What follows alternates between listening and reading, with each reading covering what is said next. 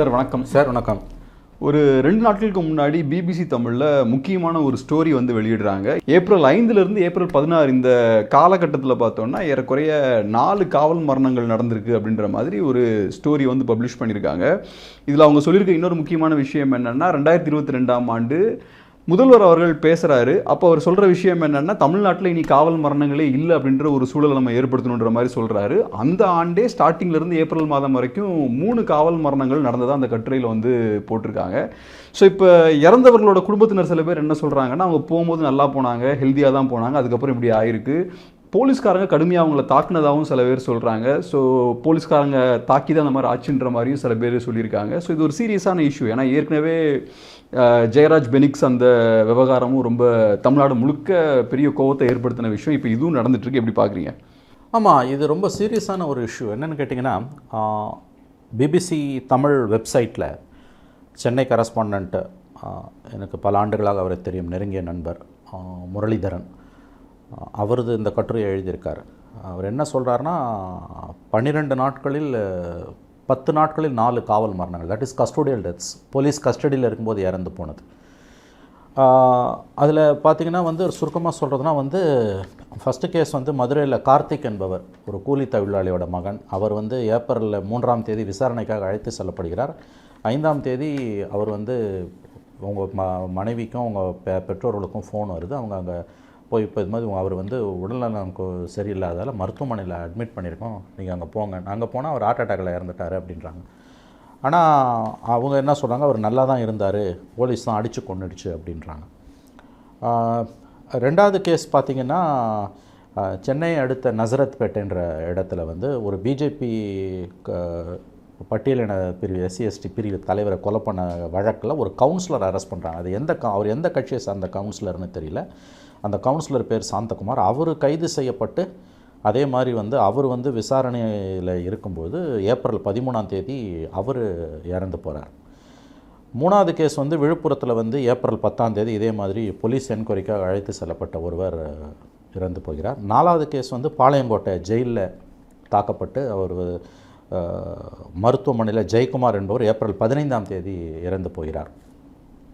இந்த 4 சம்பவங்களையும் எழுதக்கூடிய அந்த கட்டுரையாளர், பிபிசி செய்தியாளர் நம்முடைய முரளிதரன், காவல்துறையோட கருத்தை அறிய முற்பட்ட போது, ஏன்னா போலீஸ் வெர்ஷன் நம்ம வாங்கணும் இல்லையா, அதில் வந்து அவருக்கு வந்து மதுரை இன்சிடென்ட்டு, விழுப்புரம் இன்சிடென்ட்டு, பாளையங்கோட்டை இன்சிடென்ட்டில் சம்மந்தப்பட்ட எஸ்பிஸ் அவருக்கு பதிலே சொல்லலை. அவர் நான் தகவல் அறிய முயற்சி செய்தால் அவங்க பதில் ரிப்ளை பண்ணலன்றார். அதை மோஸ்ட்லி ஒரு வாட்ஸ்அப் மெசேஜ் பண்ணியிருப்பார், SMS பண்ணியிருப்பார், சம்டைம்ஸ் மெயில் கூட பண்ணியிருப்பார். But there was no response. இந்த 4 கேஸில் ஒரே ஒரு கேஸில் மட்டும் ரெஸ்பான்ஸ் வந்திருக்கு. யாருதுன்னா நசரத்பேட்டு கேஸ் ஆவடி காவல்துறை ஆவடி கமிஷனரேட்டில் இருக்குது. அங்கே ஷங்கர்ன்ற ஒரு கமிஷனர், ஒரு ADGP LNDOவாக இருந்தார்.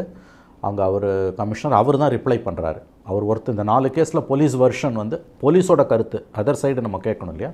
அவர் கட்டுரையாளர் வந்து முரளிதரன் அதை ட்ரை பண்ணியிருக்காரு. 4 பேரில் ஒருத்தர் தான் ரிப்ளை பண்ணியிருக்காங்க. நசரத்பேட்டை இஷ்யூவில் ஆவடி போலீஸ் கமிஷனர் ஷங்கர் வந்து என்ன ரிப்ளை பண்ணியிருக்காருன்னா, அவர் உடம்புல எந்த காயமும் இல்லை, போஸ்ட்மார்ட்டம் ரிப்போர்ட்டு நாங்கள் ஃபுல்லாக வந்த பிறகு தான் எதுவும் சொல்ல முடியும், இருந்த போதிலும் இன்ஸ்பெக்டர் நாங்கள் சஸ்பெண்ட் பண்ணியிருக்கோம், இப்போதைக்கு வந்து ஒரு ஹார்ட் அட்டாக்கில் இறந்தாருன்னு தான் சொல்ல முடியும். அப்போ இவர் கேட்குறாரு, அவர் சின்ன வயசாச்சு, அவர் எப்படி இல்லை இந்த வயதில் இளம் வயதினருக்கே வந்து பிளட் வெசல்ஸில் கிளாட் வருது, பிளாக் வருது, அதனால் அப்படியும் இறந்துருக்கலாம். ஃபைனலாக நான் சொல்லலை, பட் அண்டர் இன்வெஸ்டிகேஷன் நாங்கள் இன்ஸ்பெக்டர் அண்டர் சஸ்பென்ஷன் போட்டிருக்கோன்னு சொல்கிறார். இதில் நம்ம கவனிக்க வேண்டிய ஒரு விஷயம் என்னென்ன கேப்ரியல், நீங்கள் சொன்னது போல் ஸ்டாலின் முதலமைச்சராக பொறுப்பேற்று ஒரு ஆண்டு கழிந்து கரெக்டாக ஜூலை 2022, 21 ஸ்டாலின் முதலமைச்சராக பொறுப்பேற்றார். 22 ஜூலை 22 அவர் பிரசிடெண்ட் அவார்டு, பிரசிடெண்ட் போலீஸ் மெடல்ஸ்னு கொடுப்பாங்க. ஆண்டுதோறும் குடியரசுத் தலைவர் பதக்கம் காவல்துறையினருக்கு கொடுக்கப்படும், அந்தந்த மாநில முதலமைச்சர்கள் கொடுப்பாங்க. But that's president medal. அந்த நிகழ்ச்சியில் பேசும்போது ஸ்டாலின் என்ன சொன்னார்னா, தமிழ்நாட்டில் காவல் நிலைய மரணங்களே இல்லை என்ற நிலையை நாம் ஏற்படுத்த வேண்டும். That is Tamil Nadu should be completely free of custodial deaths அப்படின்னார். ஏன்னா நீங்கள் சொன்ன மாதிரி வந்து திமுக ஆட்சிக்கு வரத்துக்கு முக்கியமான காரணங்களில் ஒன்று எடப்பாடி பீரியடில் நடந்த தூத்துக்குடி துப்பாக்கி சூடு ஒன்றுன்னா, இன்னொன்று வந்து அந்த ஜெயராஜ் பெனிக்ஸோட இன்சிடென்ட் ரொம்ப மோசமான ஒரு இன்சிடென்ட். இன்ஃபேக்ட் டிஎம்கே வந்து அக்ரெசிவாக அப்போசிஷனாக ஃபங்க்ஷன் பண்ணதோட விளைவு தான் அந்த விஷயமே வெளியில் வந்தது. அதுக்கு பிறகு சிபிஐ என்கொயரிக்கு போச்சு. இன்னமும் அந்த சம்மந்தப்பட்டவர்கள் யாரும் பெயிலில் கூட வர முடியல. 8 காவலர்கள் ஜெயிலில் இருக்காங்க. ஸோ அந்த மாதிரி வந்து இவர்கள் திமுக ஆட்சிக்கு வரதுக்கு காரணமாக இருந்த கஸ்டோடியல் டெத்ஸ் இந்த கவர்மெண்ட்லேயும் தொடர்ந்துக்கிட்டு தான் இருக்குது. ஆனால் என்னென்னா அன்னைக்கு அப்போசிஷன் பவர்ஃபுல்லாக இருந்தது, இன்றைக்கி அப்போசிஷன் பவர்ஃபுல்லாக இல்லை. நீங்கள் ஆல் இண்டியா மீடியாவும் வந்து அன்னைக்கு வந்து எடப்பாடி சிஎம்மாக இருக்கும்போதும் மீடியா வந்து திமுகவுக்கு பெரிய அளவில் சாதகமாக தான் இருந்தது, அப்போசிஷன் ரோலை ப்ளே பண்ணிச்சு, அது நல்லது ஆக்சுவலாக. ஆனால் இன்றைக்கி unfortunately Tamil Nadu media, that is main stream media, both print and television, அச்சு மற்றும் காட்சி ஊடகங்கள் டு அ லார்ஜ் எக்ஸ்டென்ட் வந்து ஆட்சியாளர்களுக்கு வெண்சாமரம் வீசுபவர்களாக, ஆட்சியாளர்களின் துதிப்பாடுபவர்களாக இருக்கிறார்களே அல்லாமல் எடப்பாடி பீரியடில் பண்ண மாதிரியான அந்த ஒரு powerful robust very good opposition ரோலை தமிழ்நாடு மீடியா இன்றைக்கி ஸ்டாலின் கவர்மெண்ட்டுக்கு எதிராக பண்ணவில்லை என்பதுதான் துரதிருஷ்டவசமான உண்மை.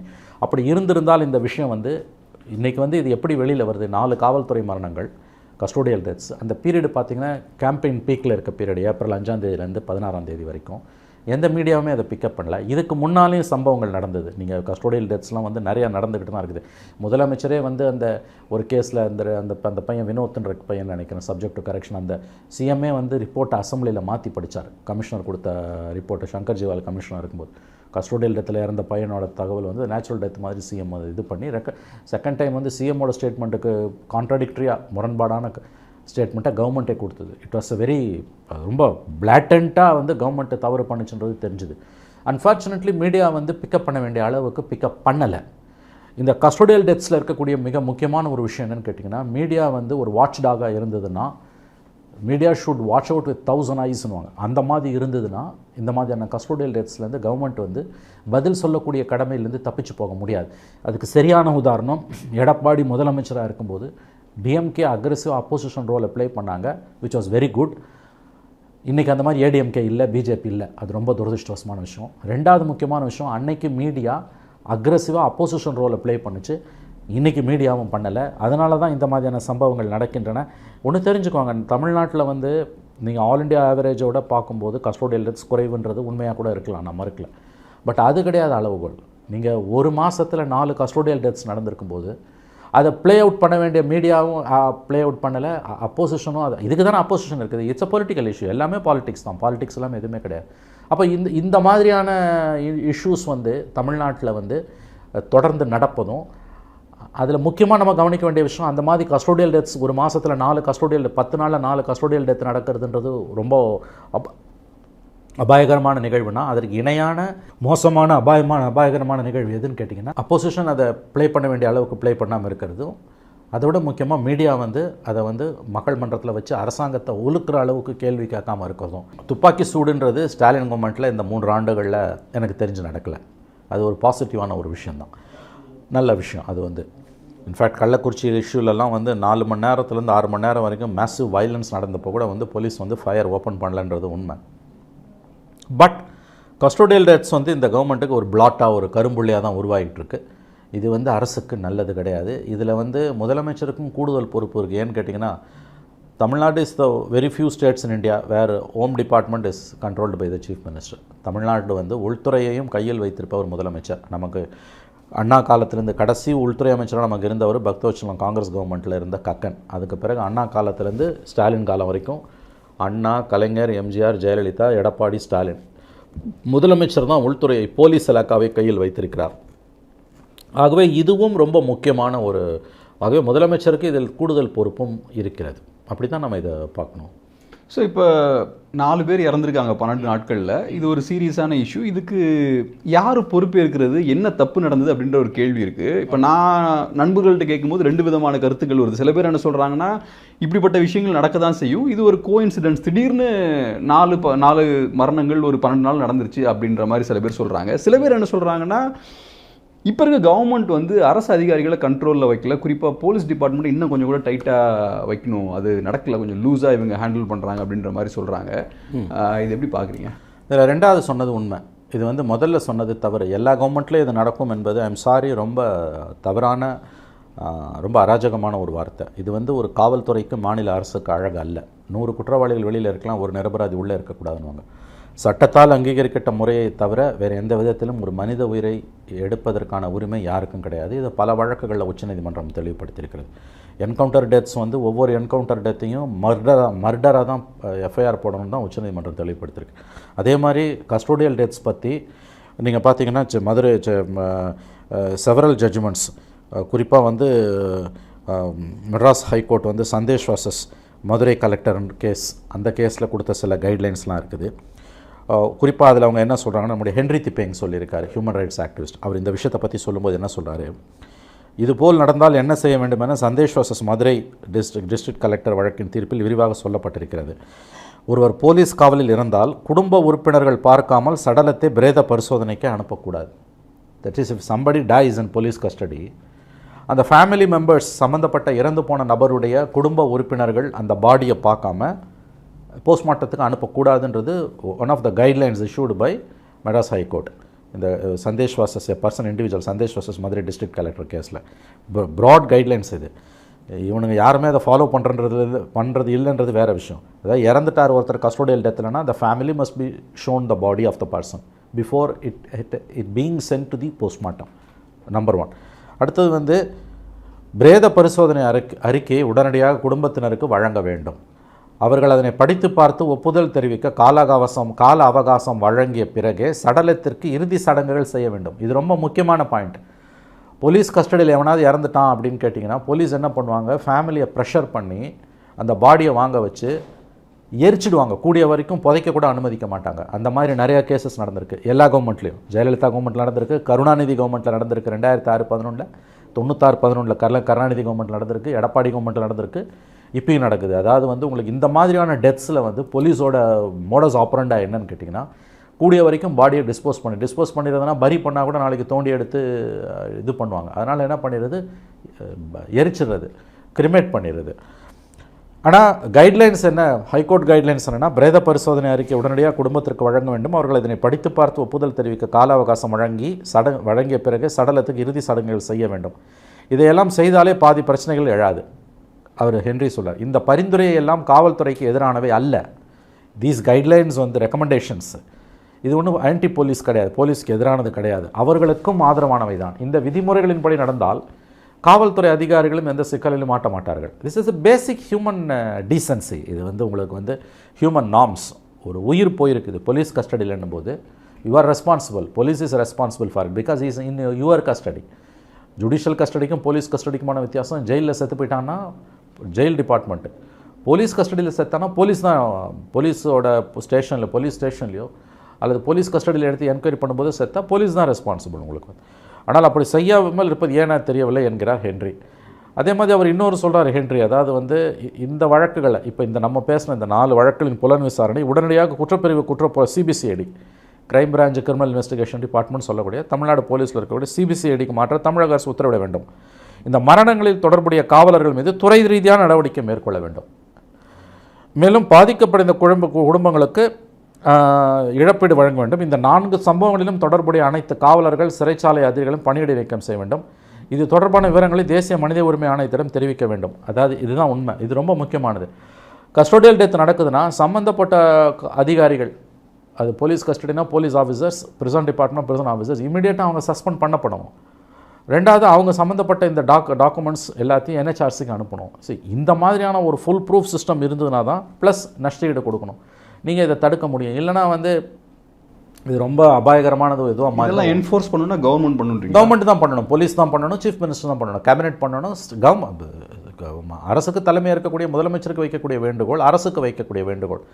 ஏன்னா இது எல்லாமே செயல்படுத்தக்கூடியவை தான். இது எதுவுமே வந்து பெரிய கம்ப சூத்திரமோ அல்லது கவர்மெண்ட்டுக்கு பெரிய தலைவலியை ஏற்படுத்தக்கூடிய விஷயங்களோ கிடையாது. நீங்கள் பேசிக் பேராமீட்டர்ஸை ஃபாலோ பண்ணிங்கனாலே இது உங்களுக்கு நடக்காது. கஸ்டோடியல் டெத்ஸ்ன்றது ஒரு கவர்மெண்ட்டுக்கு வந்து ரொம்ப ரொம்ப ரொம்ப அவமானகரமான விஷயம்.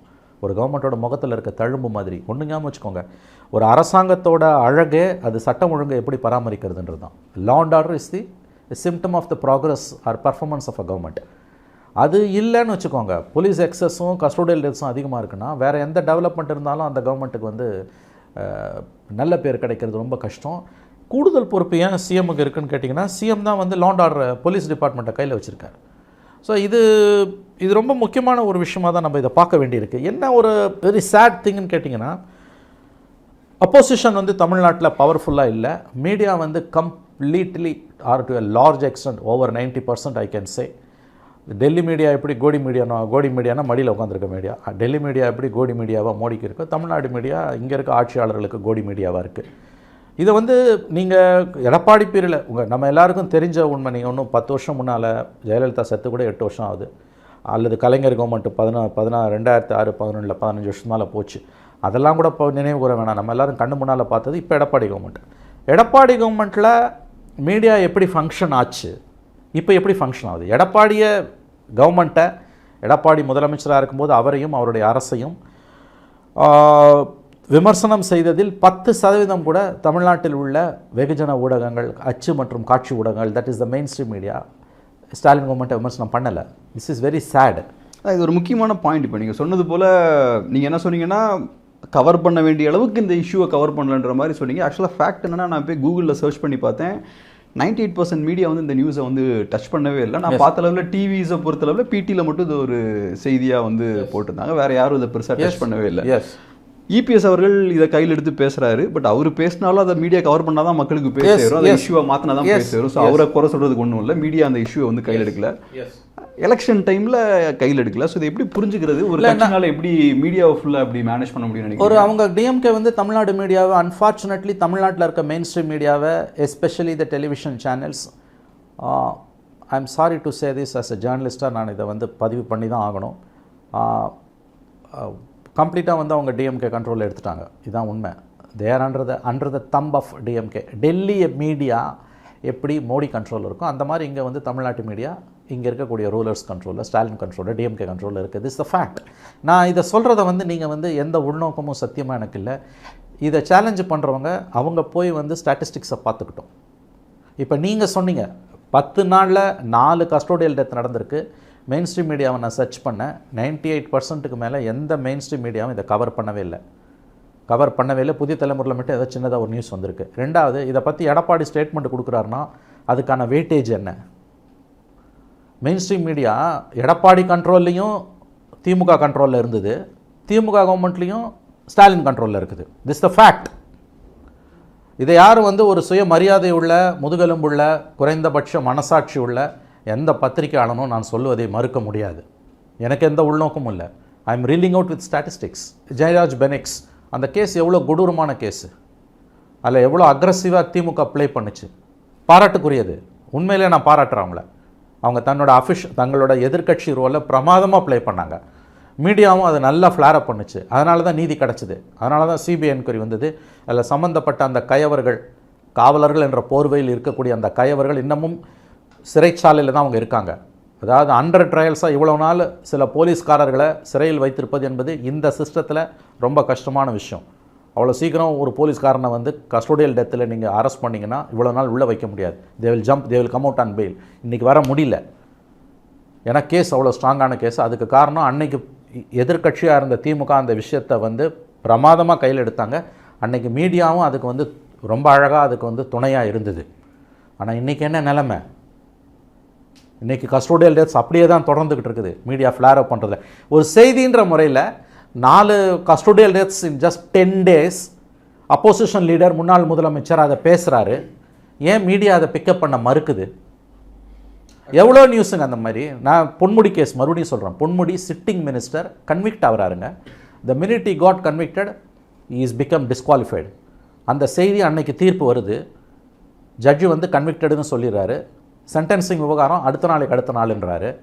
அன்னைக்கும் அடுத்த நாளும் ஈவினிங் டிபேட்ஸ் தொலைக்காட்சிகளில் பிரமாதமாக நடக்கிற டிபேட்ஸில் ஒருத்தர் கூட அதை எடுக்கலை.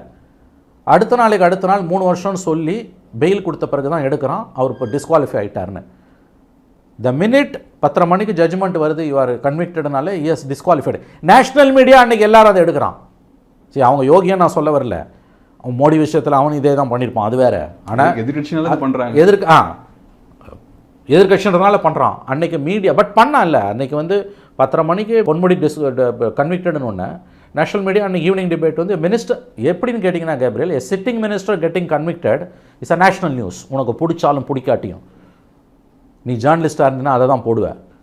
ஒருத்தனுமே அன்றைக்கி விசாரணை அதை வந்து விவாதத்துக்கு எடுக்கல. அந்த செய்தியை வந்து குற்றவாளி என்ற தீர்ப்புன்னு அப்படியே மெல்லிய மயிலிறகால் வருடுவது போல் சொல்லிட்டு போகிறேன். ஏன்னா டிபேட்ஸை நான் ஏன் சொல்கிறேன்னா, அதுதான் வந்து அஜெண்டா செட்டிங்காக இருக்குது. இன்றைக்கி 2 நாள் எடுக்கலைங்க, 3ஆவது நாள் சென்டென்சிங் வந்த பிறகு தான் எடுக்கிறான். இதே எடப்பாடி பீரியடில் எவனாவது ஒரு சிட்டிங் மினிஸ்டர் ஜெயிலுக்கு போயிருந்தா ஐயோ வானத்துக்கு பூமிக்கு உதிச்சிருப்பாங்க. ஸோ இந்த இஷ்யூவில், கஸ்டோடியல் டெத்ஸ்ன்ற இந்த இஷ்யூவில், இந்த பெனிக்ஸ் ஜெயராஜ் கேஸ்லேருந்து பார்க்கும்பொழுது இன்றைக்கி எப்படி அந்த just look at the difference. அங்கே எப்படி நடந்தது, இங்கே எப்படி நடக்குது, இவ்வளோ நடந்திருக்குது. ஏன் வந்து அதை பப்ளிக் டொமைனில், அதாவது நம்முடைய மீடியா நெரேட்டிவ் பப்ளிக் நெரேட்டிவ்லேயே வரலையே. Completely Tamil Nadu media is controlled by the DMK. இன்றைக்கி வந்து முக்கியமான செய்திகளை டிசைட் பண்ணுறதுலேருந்து நெரேட்டிவை மாற்றுறது வரைக்கும் என்னங்க, நான் அது தெளிவான உதாரணம் தாங்க சொல்கிறேன். Ponmudi case it's a classic கேஸுங்க. சிட்டிங் மினிஸ்டர் கன்விக்டடுங்க. உனக்கு பிடிக்குதோ பிடிக்கலையோ, breaking news, flash news, has lost his MLA post, is disqualified.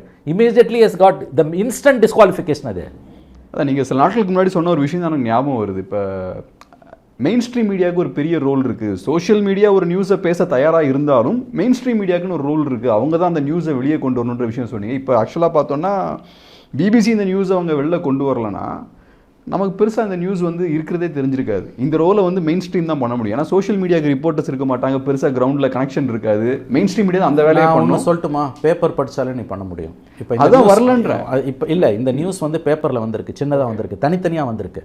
இப்போ முரளிக்கு எப்படி இது கிடச்சிது, பிபிசி முரளிதரனுக்கு எப்படி இது கிடச்சிது, தனித்தனியாக ரிப்போர்ட் ஆகிருக்கு. ஹென்ரி திப்பேங்கிட்ட ஒரு போயிருக்கார். நீங்கள் டெய்லி பேப்பர் படிச்சிங்கனாலே உங்களுக்கு இந்த விஷயம் வந்துடும். கொலேட் பண்ணி பார்த்தீங்கன்னா உங்களுக்கு ஈஸியாக தெரிஞ்சிடும். புரியுதுங்களா நான் சொல்கிறது உங்களுக்கு? அதாவது Gabriel, 80% of the intelligence is open source.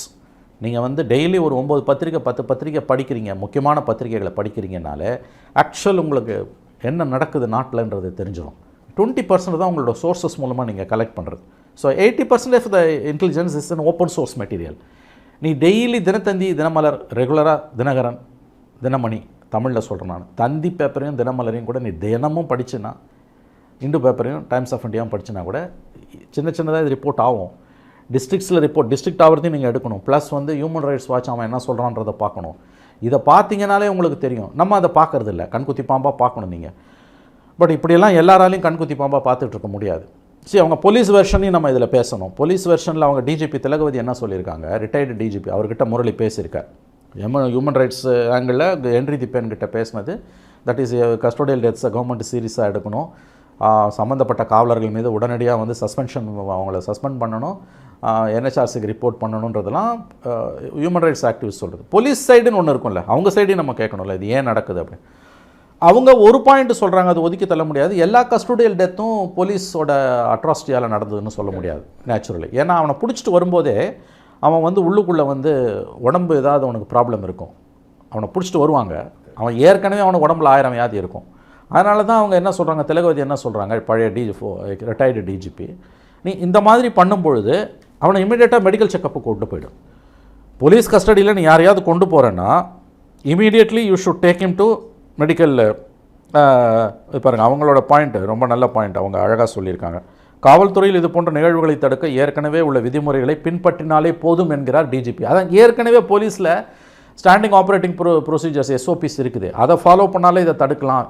இவனுங்க அதையும் ஃபாலோ பண்ணுறதில்ல, அதுதான் இதில் பிரச்சனை. அவங்க திலகவதி என்ன சொல்கிறாங்க, ஒருவரை காவல் நிலையத்திற்கு விசாரணை அழைத்து வரும்பொழுது பல சமயங்களில் அவரது உடல்நிலை மோசமாக கூட இருக்கலாம், கரெக்ட், அதனால் கூட மரணங்கள் நிகழலாம், அதற்கு காவல்துறை பொறுப்பேற்க நேர்கிறது. ஆகவே ஒருவரை விசாரணைக்கு அழைத்து வரும்போதே அவரை மருத்துவ பரிசோதனை செய்து தான் அழைத்து வர வேண்டும்.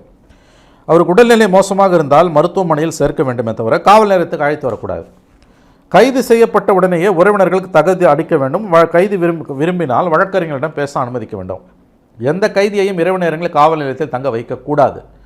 காரணம், இரவில் காவல் நிலையத்தில் மிக குறைவான காவலர்களே இருப்பார்கள். திடீரென கைதிக்கு உடல்நலக் குறைவு ஏற்பட்டால் 1-2 காவலர்களால் ஏதும் செய்ய முடியாது. இந்த விதிமுறைகளை திரும்ப திரும்ப காவலர்களுக்கு சொல்லித்தர வேண்டும். கரெக்டாக பேசுகிறாங்க அவங்க. அந்த பேசிக் இஷ்யூஸ் இது. Standing operating procedures SOPs already இருக்குது, நீங்கள் அதை ஃபாலோ பண்ணாலே இதை ப்ரிவெண்ட் பண்ணிடலான்றாங்க அவரை.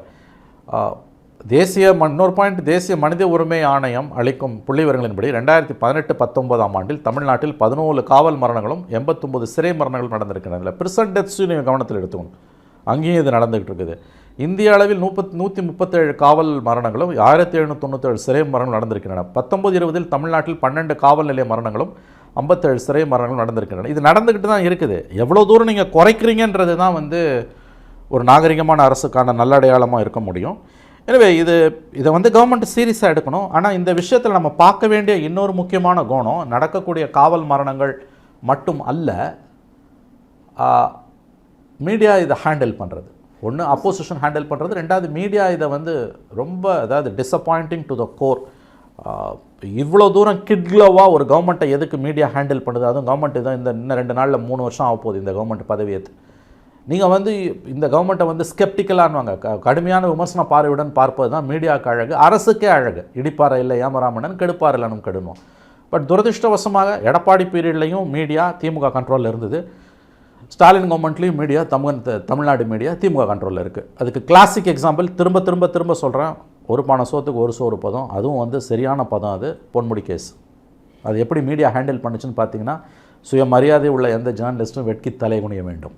சார், இப்போ கடைசியாக எனக்கு இன்னொரு கேள்வி என்னென்னா, பாஜகவும் இந்த இஷ்யூவை பெருசாக கையில் எடுக்கல, அதை எப்படி பார்க்குறீங்க? அது அவங்களுக்கு பாலிடிக்ஸ் பண்ண தெரியல. இது ரொம்ப முக்கியமான ஒரு பாயிண்ட். அண்ணாமலை கண்டதை பேசுகிறாரு, எதையோ பேசுகிறாரு, நான் இஷ்யூஸை பேசுகிறாரு, லட்டு மாதிரி இஷ்யூஸுங்க இது. இதெல்லாம் கையில் எடுத்தாலே அவங்க கட்சி வளரும். அவங்க கட்சி வளராமல் இருக்கிறது நல்லது, அது வேறு விஷயம். ஆனால் அவங்க கட்சி வளர்கிறதுக்கு தேவையான இஷ்யூஸ் வந்து தமிழ்நாட்டில் இருக்குது. மக்கள் நலன் சார்ந்த விஷயங்களை அவங்க கையில் எடுக்கணும், அவங்க எடுக்க மாட்டேன்றாங்க. அறியாமையில் தான் விட்டாங்க, அறியாமையில் தான் விட்டார். It is due to inefficiency. அவருக்கு பாலிடிக்ஸ் பண்ண தெரியல. அவரோட பாலிடிக்ஸ் வந்து ரொம்ப ரொம்ப ரொம்ப அதாவது வந்து ராங் டைரக்ஷனில் இருக்குது. அந்த பாலிடிக்ஸ் தமிழ்நாட்டில் எடுபடாது. அன்ஃபார்ச்சுனேட்லி எடப்பாடியோட பாலிடிக்ஸும் இன்னமும் அக்ரெசிவாக இருக்கணும், அவராலையும் அதை எடுக்க முடியல. அப்போ இந்த இடத்துல வாட்ச்டாக் ரோலை ப்ளே பண்ண வேண்டியது எட்டர்னல் வாட்ச்டாக் இஸ் மீடியா. அது வந்து டொசைலாக ஸ்லீப்பியாக இருக்குது. ஸோ தமிழ்நாட்டுக்கு வந்து ரொம்ப சங்கடமான, ரொம்பவும் அதாவது வந்து துரதிருஷ்டவசமான, என்ன கேட்டால் ஆபத்தான ஒரு நிலைமை. மீடியா வந்து முழுக்க முழுக்க ரூலிங் பார்ட்டியோட திமுக கண்ட்ரோலில் இருப்பது தான். ஆட்சிக்கு வந்து 3 ஆண்டுகள் ஆகிறது. Just show me one story Tamil Nadu media இந்த கவர்மெண்ட்டை வந்து உழுக்கிற மாதிரி பண்ணிச்சுன்னு. ஏதாவது ஒரு ஸ்டோரி. எவ்வளவோ இஷ்யூஸ் இருக்குது, ஏதாவது ஒரு ஸ்டோரி எடப்பாடி பீரியடில் எவ்வளோ பண்ணாங்க. நீங்கள் வந்து விமர்சனம் பண்ணணுன்ட்டு செய்யணும், அல்லது வந்து அஜெண்டாவோட செய்யணும் அப்படிலாம் சொல்லலை. உன் ரோல் என்ன? எந்தெந்த இஷ்யூஸ்லாம் விட்டு போச்சுன்னு நினைக்கிறீங்க? இது ஓகே, தாண்டி வேற என்ன இஷ்யூஸ்லாம் எவ்வளோ விட்டுருங்க, இதையும் விட்டுருவோம், வேறு ஏதாவது நிறைய உங்களுக்கு வந்து கஸ்டோடியல் டேஸ் ஒன்று, மக்கள் நலன் சார்ந்த விஷயங்கள் வந்து ஃபார்மர்ஸ் இஷ்யூஸ் எவ்வளவோ இருக்குது. இந்த அரசாங்கத்தோட நலத்திட்ட உதவிகள் எவ்வளோ தூரம் வந்து மக்கள்கிட்ட போய் சேரு. இந்த 1000 ரூபீஸ் இஷ்யூலலாம் இருக்கக்கூடிய எவ்வளவோ பிரச்சனைகள். பரந்தூர் இஷ்யூவில் வந்து இது எவ்வளோ தூரம் மீடியா வந்து எண்ணத்தை கண்ட்ரோல் பண்ணுச்சு. அங்கே கூட சில இண்டிவிஜுவல்ஸ் தான் போய் பண்ணாங்க. மேல்பாதி இஷ்யூவில் தலித்துகளுக்கு எதிரான கொடுமை தமிழ்நாட்டில் கடந்த 3 ஆண்டுகளில் வெட்கி தலைகுனிய வேண்டிய அளவுக்கு அதிகமாகிட்டுருக்கு. வேங்கை வயல் இன்சிடென்ட் என்னங்க, நெஞ்சு பதறும் உங்களுக்கு நினச்சிங்கன்னா. இன்ன வரைக்கும் 1.5 வருஷம் ஆகுதுங்க. இன்ன வரைக்கும் உங்களால் வந்து சிபிசிஐடி என்கொயரிக்கு போன பிறகும் கல்பிரிட்ஸை கண்டுபிடிக்க முடியல. அதே மாதிரி வந்து கோயில்களுக்குள்ள தலித் மக்களை அனுமதிக்காமல் கோயில்கள் இழுத்து பூட்டப்பட்ட கோயில்கள் இருக்கின்றன. அது ஒரு புது ட்ரெண்டாக வந்திருக்குங்க. தமிழ்நாட்டில் அது இல்லவே இல்லை. தலித் மக்களை கோயிலுக்குள்ளே விடமாட்டேன்னு சொன்னாங்கன்னா எஸ்பியும் கலெக்டரும் முன்னின்று அவங்களே ஆலய நுழைவு நிகழ்வை நடத்துவாங்க. இப்போ என்ன பண்ணுறான் தெரியுங்களா? 2 பேருங்க இல்லைன்னு கோயிலுக்கு இழுத்து மூடிடுறான். இதுதான் சமூக நீதினு பேசுகிறாங்க. வெக்கமே இல்லாமல் அவங்க டிஎம்கே ஸ்போக்ஸ் பர்சன்ஸ் உட்காந்து பேசுகிறாங்க. இது அந்த மேல்பாதி இன்சிடெண்ட்டில், மேல்பாதின்னு நினைக்கிறேன், அங்கே மேல்பாதியோ அந்த இடத்துல வந்து தலித்ஸ் அந்த குறிப்பிட்ட டெம்பிள்ஸ்குள்ளே போகக்கூடாதுன்னு 1 இயர்ஸ் ப்ராப்ளம் பண்ணுறாங்க. எஸ்பியும் கலெக்டரும் வந்து 1 வாரமாக பிரச்சனை பண்ணுறாங்க. ஒரு ஃப்ரைடே அன்னைக்கு கலெக்டர் வார்ன் பண்ணுறாரு, திங்கக்கிழமை வரைக்கும் உங்களுக்கு டைமு, திங்கக்கிழமை காலையில் நீங்கள் ஒத்துக்கலைன்னா நானும் எஸ்பியும் தலித் மக்களையும் எல்லாரையும் அழைச்சிக்கிட்டு கோயிலுக்குள்ளே போகும். இதுதான் பல ஊரில் கவர்மெண்ட் பண்ணது. இப்படி தான் அவங்க பிரச்சனையை சால்வ் பண்ணுவாங்க. கலெக்டரே லீட் பண்ணுவார் மார்ச், எஸ்பியை லீட் பண்ணுவார் போலீஸ் ஃபோர்ஸோட, கவர்மெண்ட் ஆஃபீஸர்ஸோட. திங்கக்கிழமை வரைக்கும் டைம்னு வெள்ளிக்கிழமை வார்ன் பண்ணிட்டு போயிடுறாரு. திங்கக்கிழமை காலையில் எல்லாம் போய் நிற்கிறாங்க. கோயிலை மூடி சீல் வச்சுட்டு போயிட்டாங்க. அன்பிரசிடென்ட்டுங்க, இது வரைக்கும் நிகழாத நிகழ்வுங்க. இது வந்து தீண்டாமைக்கு துணை போகிற ஒரு முடிவு இல்லைங்களா?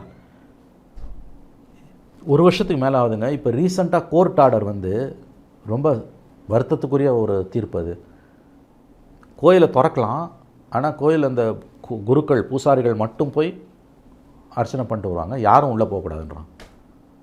அதாவது தீண்டத்தகாதவர்கள் உள்ளே போக முடியாத, தீண்டத்தகாதவர்கள் என்று சொல்லப்படக்கூடிய ஒடுக்கப்பட்ட மக்கள் போக முடியாத கோயிலுக்குள்ளே எந்த சமூகத்தையும் போக விடாமல் நாங்கள் தடுத்துட்டோம். இதுதான் சமூக நீதினு கூச்சம் நாச்சம் வெக்கமான சூடு சொன்ன எதுவுமே இல்லாமல் டிவி டிபேட்ஸில் உட்காந்து அவங்க டிஎம்கே ஸ்போக்ஸ் பர்சன்ஸ் பேசுகிறாங்க. இது எவ்வளோ பெரிய அவலமான விஷயம். இன்றைக்கும் வைக்கம் போராட்டத்தை நம்ம ஏன் நினைவு கூறுறோம்? இப்போ 100ஆண்டு விழாவை சமீபத்தில் கொண்டாடணும். ஏன்னா வந்து தாழ்த்தப்பட்ட மக்கள் அந்த தெரு வழியாக கூட போக முடியாதுன்னும் பொழுது அந்த ஆலய நுழைவு போராட்டத்தை பெரியார் நடத்தினார், வைத்தியநாத ஐயர் நடத்தினார். இன்ன வரைக்கும் நம்முடைய தமிழ்நாட்டோட வரலாறில் அது ஒரு முக்கியமான நிகழ்வாக பார்க்கப்படுகிறது. சமீபத்தில் அதனுடைய சென்டினரிய நூற்றாண்டு விழாவை நாம் கொண்டாடினோம். இந்த லாஜிக் அங்கே வச்சு நாங்கள் யாரும் உள்ளே போகணும், கோயிலை பூட்டிட்டு போயிருந்தோன்னா அதை வந்து நீ வந்து சமூக நீதினு சொல்லுவியா? அந்த ஆர்குமெண்ட் இங்கே திரும்பி இருக்குது. மீடியா என்ன ரோல் ப்ளே பண்ணுச்சு? தலித்ஸுக்கு எதிரான இஷ்யூஸ் தமிழ்நாட்டில் ரொம்ப அதிகமாக இருக்குங்க, ரொம்ப அதிகமாகவே இருக்குது. அப்போசிஷனால் அதை கையில் எடுக்க முடியல. தேர் இன் டிஸ்அரே. ஆல் இண்டியா லெவலில் எப்படி அப்போசிஷன் டிஸ்அரேவாக இருக்குதோ தமிழ்நாட்டிலையும் அதே தான் இருக்குது. இந்த சிமிலாரிட்டிஸ் ஆர் ஸ்ட்ரைக்கிங் கேப்ரியல். இது நல்லதில்லை. ரொம்ப நன்றி சார், உங்கள் பிஸியான டைமில் அருமையான ஒரு பேட்டி கொடுத்து ரொம்ப நன்றி.